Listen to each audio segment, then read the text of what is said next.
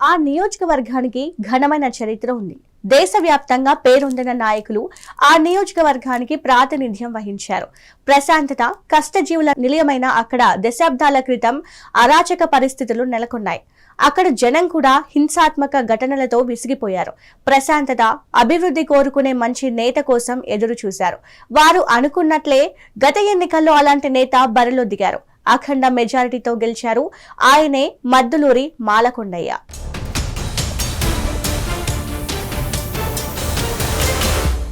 Chirala assembly నియోజకవర్గం. ఈ నియోజకవర్గం నుంచి ఎందరో ప్రముఖులు ప్రాతినిధ్యం వహిస్తూ వచ్చారు. దేశం మెచ్చిన నేతలు ఇక్కడ ప్రజాసేవకు అంకితమయ్యారు. 1952లో గెలిచిన చేనేత ఉద్యమ నేత ప్రగాఢ కోటయ్య ఈ సీటులో 3 సార్లు గెలిచారు. అలాగే ఉమ్మడి ఆంధ్రప్రదేశ్ మాజీ ముఖ్యమంత్రి కొణిజేటి రోసయ్య కూడా 2 సార్లు చీరాల నుంచి గెలిచి ప్రజాసేవకు అంకితమయ్యారు. చీరాల అభివృద్ధికి బంగారు బాట వేశారు.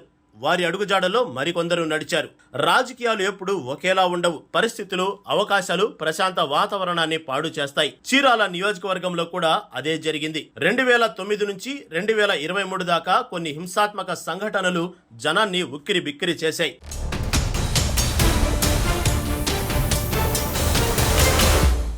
బీసీ సామాజిక వర్గ ఓట్లు అధికంగా ఉండే చీరాల నియోజకవర్గంలో అందరూ కష్టజీవులే. మత్స్యకారులు, చేనేత కార్మికులు, జీడిపప్పు కార్మికులు, ఇలా ప్రతి ఒక్కరూ నియోజకవర్గ అభివృద్ధిలో తమ వంతు సాయం చేస్తున్నవారే. అయితే గతంలో మాదిరిగా వారికి దన్నుగా నిలిచి శాంతియుతంగా రాజకీయం నడిపే నేత కోసం ఎదురు చూశారు చీరాల ప్రజలు. వారి కోరిక 2024లో తీరింది.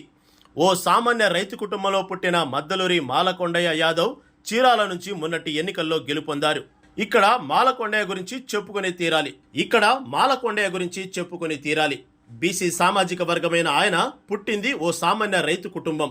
డిస్టెన్స్ విధానంలో కామర్స్ గ్రాడ్యుయేట్ అయిన మాలకొండయ్య మొదట్లో కమ్యూనిస్టు భావజాలంతో ఉండేవారు. విద్యార్థి ఉద్యమాల్లో చురుగ్గా పాల్గొనేవారు. అదే సమయంలో రాజకీయాలపై కూడా ఆసక్తి పెంచుకున్నారు. విజయవాడలో వ్యాపారవేత్తగా ఎదిగిన ఆయనకు 1995లో తన స్వగ్రామం వేటపాలెం సర్పంచ్గా ఏకగ్రీవంగా ఎన్నికయ్యారు.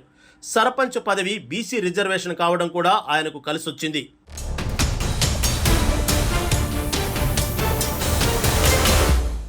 ఆ తర్వాత జరిగిన స్థానిక సంస్థల ఎన్నికల్లో పొన్నటూరు ఎంపీపీగా తన సతీమణిని గెలిపించుకున్న మాలకొండయ్యకు చట్టసభలకు వెళ్లాలన్న కోరిక బలంగా ఉండేది. తెలుగుదేశం పార్టీలో చురుకైన నాయకుడిగా ఎదిగిన ఆయన చీరాల నియోజకవర్గ ప్రజల మన్ననలు పొందారు. అందరిలో కలిసిపోయి అందరివాడుగా మారారు.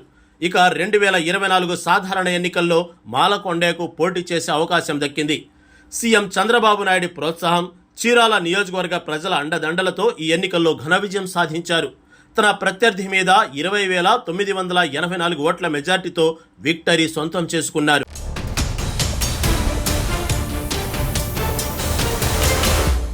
తనను ఆదరించి ఆశీర్వదించి శాసనసభకు పంపిన చీరాల నియోజకవర్గ ప్రజల రుణం తీర్చుకునే క్రమంలో భాగంగా అభివృద్ధి పనులను చురుగ్గా చేయిస్తున్నారు. తొలి ఏడాదిలోనే నియోజకవర్గంలో రాజకీయ ప్రశాంతతను సాధించిన మాలకొండయ్య చీరాల మున్సిపాలిటీ పాలక వర్గాన్ని చేజిక్కించుకుని తన మార్కు రాజకీయమేంటో ప్రత్యర్థులకు చూపించారు. మాలకొండయ్య చెప్పే మాట ఒక్కటే: ప్రజలపై పెత్తనం చేయకూడదు, వారికి సేవ చేయాలి. అంతేకాదు, కక్షలు, కార్పణ్యాలు, వేధింపులు ఉండకూడదు. ఇదే తన మార్కు రాజకీయం అంటారు. అంతేకాదు, తాను రాజకీయ సామాన్యుడినని చెబుతూనే తేడా వస్తే ఎంతకైనా వెళ్తానని కూడా హెచ్చరికలు చేస్తారు. ఇదే మాలకొండయ్య స్పెషాలిటీ.